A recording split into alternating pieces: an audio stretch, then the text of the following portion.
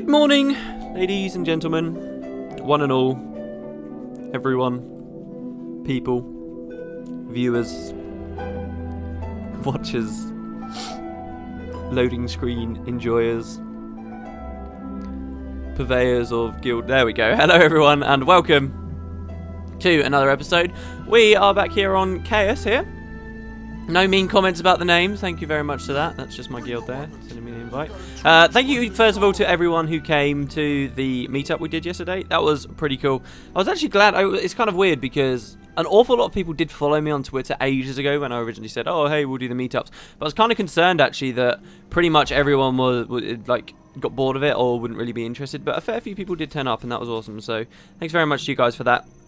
And yeah, hopefully just going to continue to do that as I go forward. It'll be kind of weird for me because it's going to be like I'm filming 2 episodes of the LP in a really weird way each day. Like one will be coming on here and then later on it will be me doing some random ass thing. I think today's dungeons, which is going to be a bit weird to do, but in any case.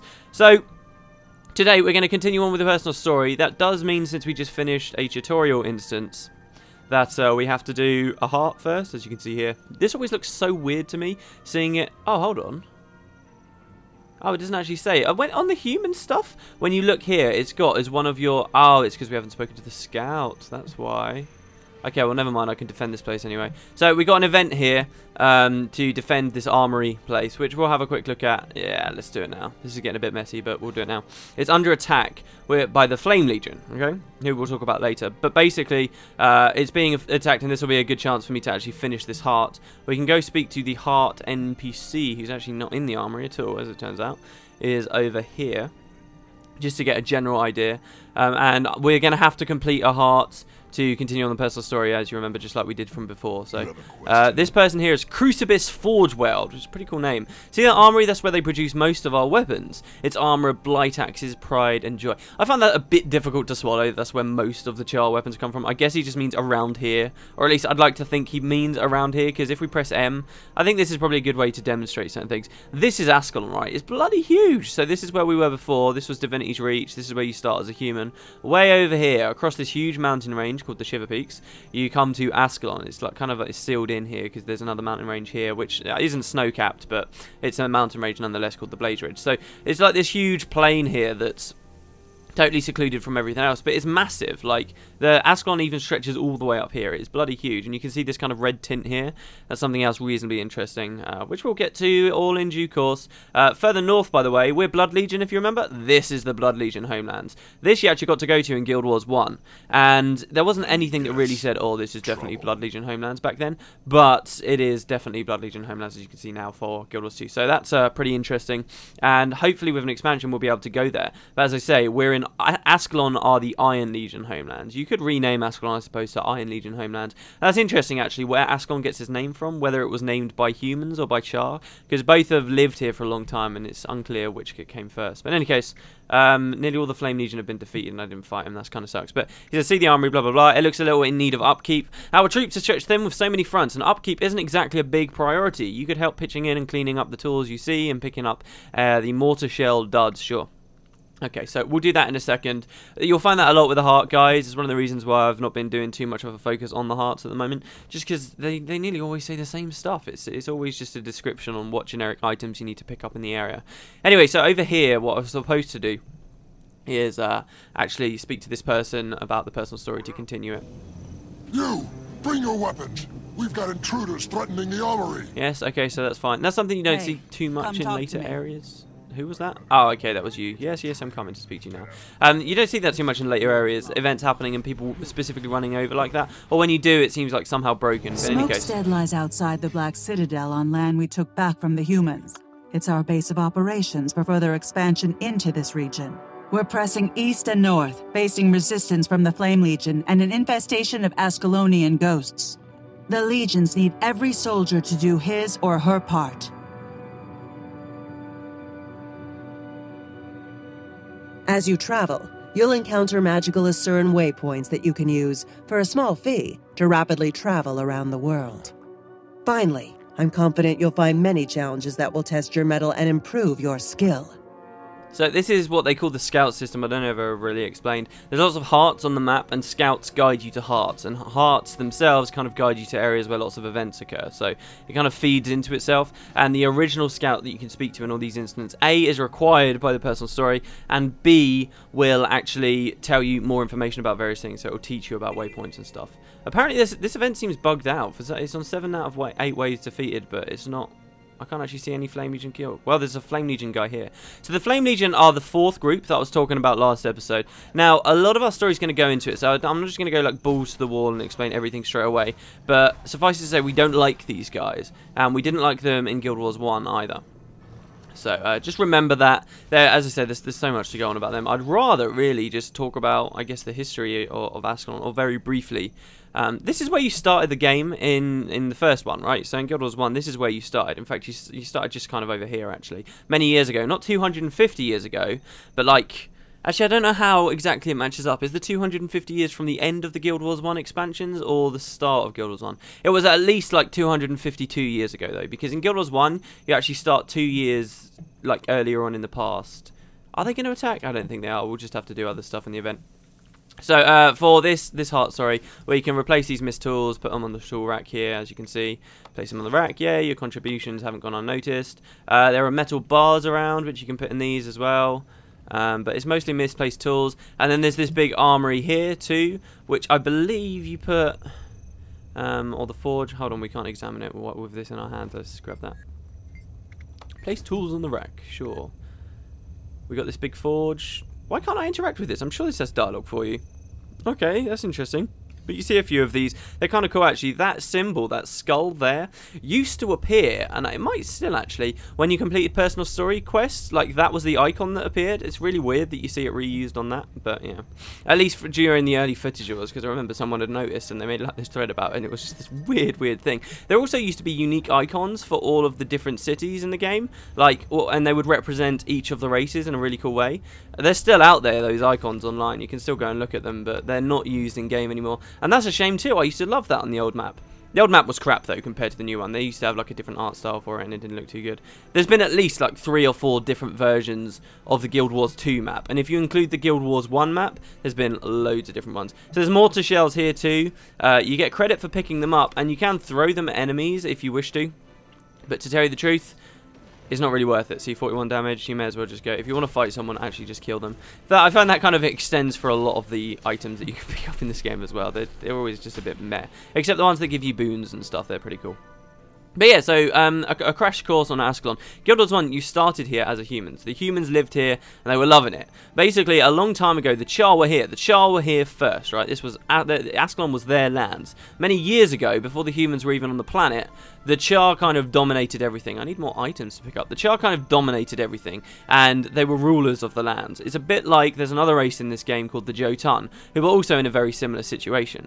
Except when the Jotun conquered all the lands, they kind of had no one that could oppose them, and in the end they fell into infighting and kind of wiped themselves out. But for the Charr, when they had their period where they just had expanded across most of Tyria, they started to lose control of their territory once the humans came. The humans came to the planet, and they were bolstered by the strength of their gods, basically. They at least got magic from their gods, or they seemed to be getting some aid, some way that was helping them fight against the Charr. The Charr, by all means, really, are probably better at fighting and conquest than humans are unaided, but the humans were aided by their gods, or whatever the situation there was, which, to be honest with you, that kind of ancient history stuff is deliberately still slightly shrouded in mystery.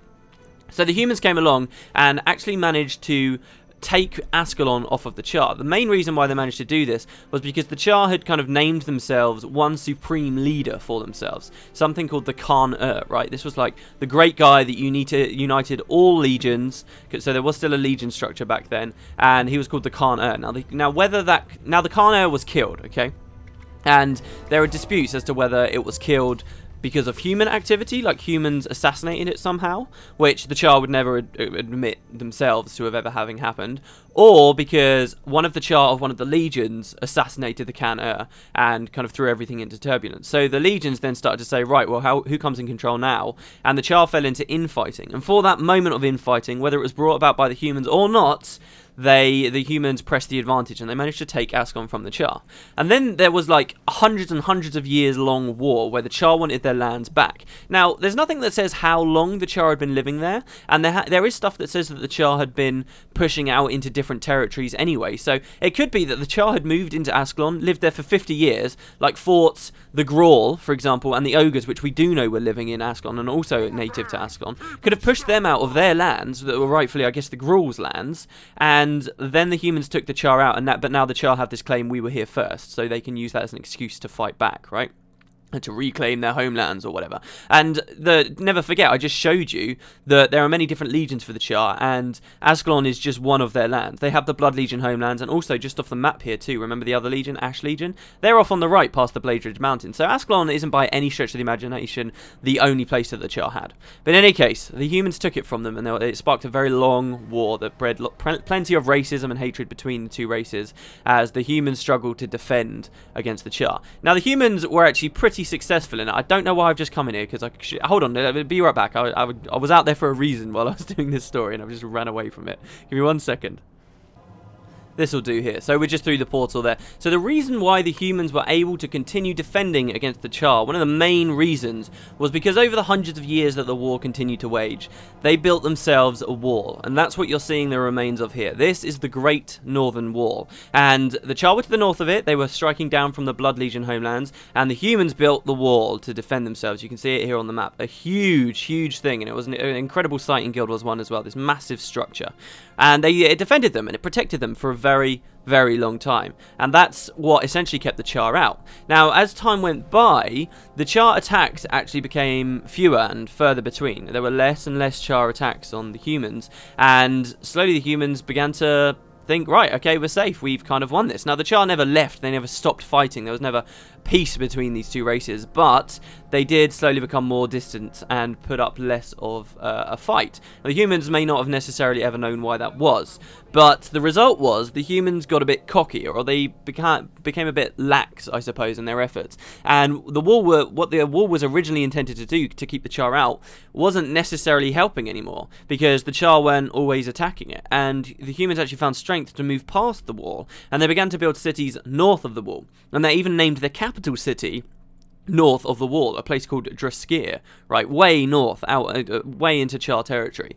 And then eventually, after this long lull, the Charr found a way to strike back and attack Ascalon. And that's kind of the start of the plot of Guild Wars Prophecies. When the first game came out, you experienced Ascalon in its peaceful years under human control, and then the game jumps forward 2 years after the Charr's renewed attack, and things aren't looking good for humans. We fast forward 250 years, and they've completely lost, essentially, except for one large outpost, which I mentioned in a previous episode that there was an Asura gate to in Divinity's Reach, and that outpost is known as Ebonhawk. I won't go any further than that. That's just kind of an intro to the war here. And we've only just had peace. I'll explain more as we go through a lot of the Charr stuff. But in any case, we got a mail.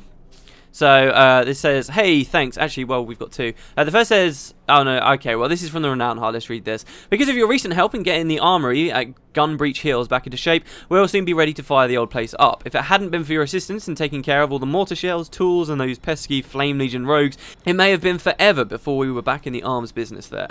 I know you must have been wary from all the fighting at the front, but the way you stepped up and pitched in here for the war effort was commendable. You're a credit to the Legions. Sure, thank you very much, and you gave us a little bit of copper for that. And we get this message here, urgent. Report in immediately. What happened out there? This is from Legionnaire Irvan Steelbane, who says, what happened out there? While you were out grandstanding with Ritlock Brimstone, the members of our warband that you left behind suffered near total losses. This mess is all your fault. I'm in charge and I'm taking steps to replenish our numbers. If you expect to have a future in the Blood Legion, report to me in the Black Citadel immediately. That's where we are. That's where I ran us to just now. This is the Black Citadel. This is kind of the Divinity's Reach, but for the Charr. It's incredible. It's a lot of people say, oh, Divinity's Reach is the best city and stuff, and a lot of people don't like the Black Citadel because it's very messy and nothing's standardized. Everything's everywhere kind of thing. But I love that about this because most cities in the real world are just like this. They're not developed perfectly, or look at this wonderful six-spoke structure and so forth. They are just gradually built and built on top of itself and all around and expand wherever they can possibly go. And I love that about the Black Citadel. I can't wait to show you guys a bit more of it. But so yeah, we got this message. We're reporting in. This is our home instance. We're going to continue our story, the chain of command, with a cool ass bit of concept art there. Yes, that is a tank, or like a hovercraft thing, I guess. Just for the record, they don't have much lore about the kind of crazy machines that the Charr have built, but they do come into it later, especially when we get to the dragons and stuff. Right, so we got Reaver here. Reaver survived. Yay! I think we're the only ones left.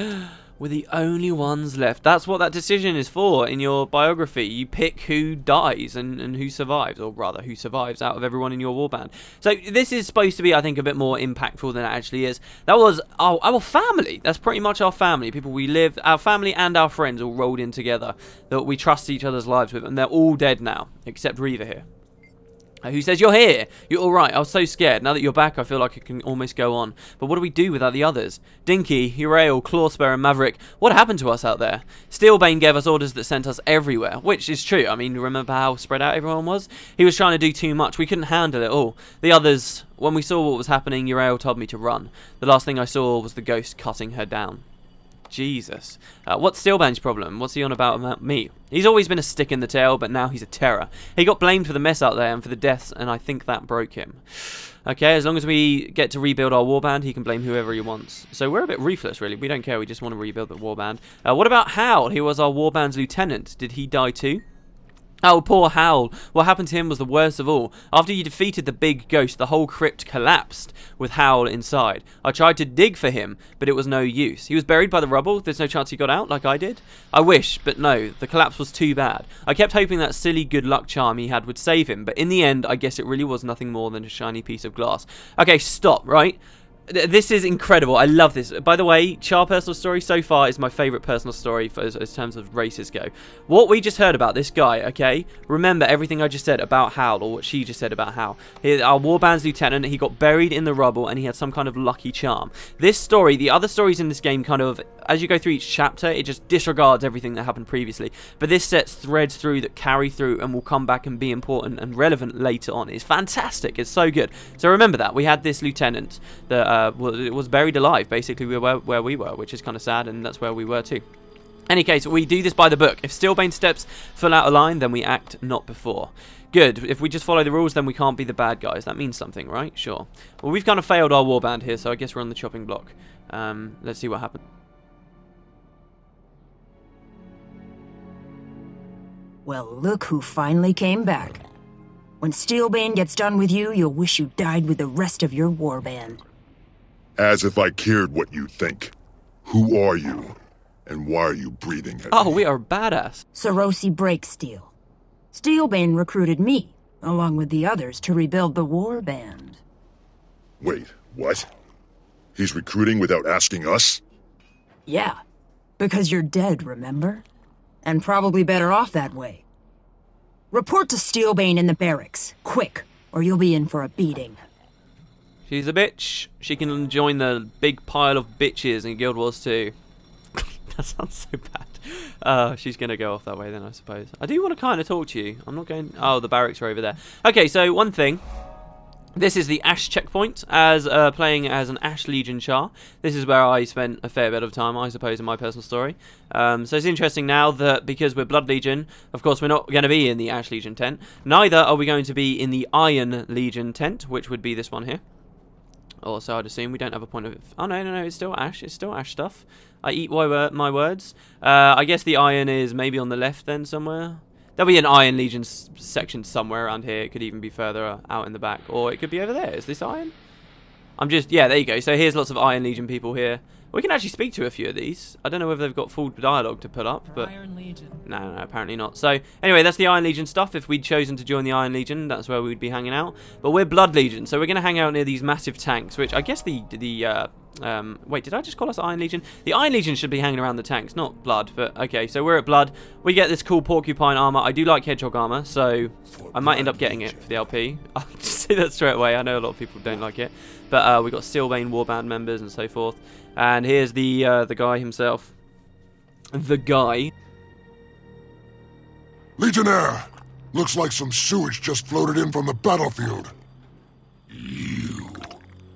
You get my best soldiers killed, and then have the nerve to stand there stinking up our barracks with your cowardly musk? I got them killed? Tell me something, boss. Who's in charge of this outfit? Who is giving the orders? You. Watch your tongue, soldier, or I'll have it removed for insubordination. Rage, teach this piece of waste how to address a legionnaire. With pleasure. Oh, this is cool. This is cool. They don't come across like thick-headed or whatever, but they are just ferocious. Very different to Ash Legion. Ash Legion stuff was very calm and we're going to work this out kind of thing, and they were still distinctly Ow! Jesus, what level personal story is this? Level 3. Oh my god, he hurts. Yeah, so Ash Legion was very, it was crazy. It was definitely not like this. That's cool. But they don't think it seems stupid, they're just very angry. These are like the Charr I remember from Guild Wars 1. These are true Charr, yes, I like it. Oh my god, even more of them. I'm glad Reva's helping me out. She's actually being super useful here. Because I still don't I'm not very good with the bloody warrior skills. I don't remember fully. No, we got 2 more to unlock here actually. Shield Bash and Shield Stance. So that should be fun when we've got those. We can actually use our shield. Another corpse that doesn't know it's dead. I thought only humans were that stupid. Oh snap! So that's obviously a reference to the ghosts. Why are there ghosts here and all that? As I say, like I'll explain it all. There's a lot of history here in Ascalon. That's what makes this place so awesome. I'd quite like to establish most of the history though, or whatever, before we do our tour of the Black Citadel, because there's so many references to stuff that it'd be better if you guys had a base knowledge on what was going on first. So we'll do that at some point. But we'll kill these warband members, I guess. There we go. Well, not kill them, just beat them down. Stand down! All of you! Stand down now! You want a whooping too? So, you fight your own warband better than you fight the enemy. Go on, get out of my sight while I figure out what to do with you. There's a load of supplies over at Tellerrange. Bring them to me. Double time! It's the only job you're fit for. Screw this up, and I will use your hide as a doormat. Understood? Understood, boss. Oh, this is cool. I like it. I like the dynamic here. I'm actually kind of a more interesting character. Oh, what a dick. This is good. I like this. Okay, Reva, what do you have to say about all that? Have we ever been to Tellerrange? It sounds familiar. Then again, maybe I'm mixing that up with a kind of pastry. Dinky rail, blah, blah, blah, blah. I think that's the same. Okay, yeah, I'm pretty sure it's all the same. Alright, yes, I know I can leave an area once I've completed it. Where are you? I want to speak to you. You got lucky. Don't expect it to happen again. Sure, bitch. Reva. I just slapped all these guys down. Yeah, look at them all limping away. I love it. Oi, Steelbane, I've got words with you. At ease. Oh, this is weird. This sometimes does it. Can you see how it's opened a dialogue box and it's like he's a vendor? Like, it says how much karma I've got and money, but I can't do anything. That's interesting. Alright, wow, okay, cool. So, this should be interesting. Because I guess we're going to work our way up through the ranks. And yeah, geez. Ruthless. Blood Legion do not give a shit. Okay, so there you go, guys. That was today's episode. I think I'm going to have to scrap this idea of doing 2 personal story steps a video. It's just not going to happen, is it? I'm spending too long on each one. Maybe later on, because I know that later on in the game there are a lot of shorter steps and stuff. So, who knows. Okay, so thanks very much for watching, guys. I guess we'll be headed to Tellerrange next episode. And yeah, look, there's that symbol for the Black Citadel again up there. So, thanks very much, and I will see you tomorrow. Or for daily later, whichever.